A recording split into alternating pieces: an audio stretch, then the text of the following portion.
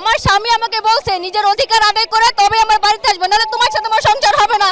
তাহলে বুঝেন আমি আমার সংসার বাঁচানোর জন্য এখন রাস্তায় নেমে আসছি। পুলিশ আমাদের লাঠিচার্জ করতেছে, আমাদের পানি নিক্ষেপ করতেছে, টিয়ারশি নিক্ষেপ করতেছে। আমরা এখন 1% নিরাপত্তা নাই।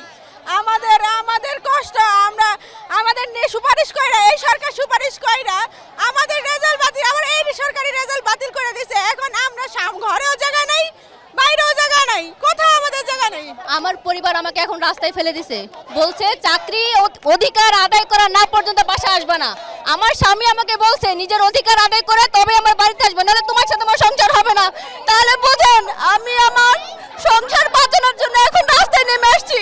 আমার চাকরি চাই, নইলে আমার মৃত্যু দিন। আর কিছু বলতে চাই না আপনাদের কাছে। চাকরি ছিল না, সুপারিশপ্রাপ্ত হয়নি, তখন আমাদের বলতো তোদের চাকরি হবে কবে।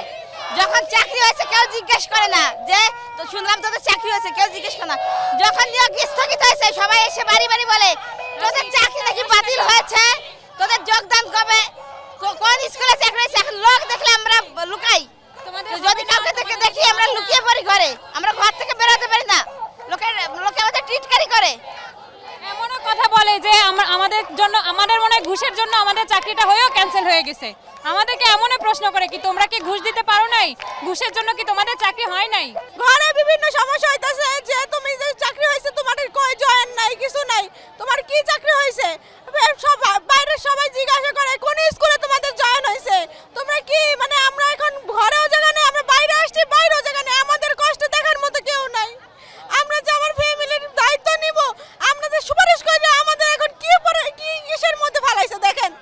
এখন আমাদের হয়তো যোগদান নয়তো মৃত্যু, এটা ছাড়া আর কোনো পথ নেই, হয়তো যোগদান নয়তো মৃত্যু।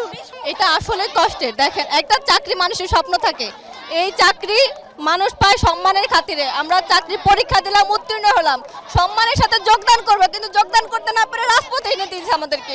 রাষ্ট্র আমাদেরকে এই ধিক্কার কেন দিল, এর জবাব, যথাযথ জবাব চাই আমরা।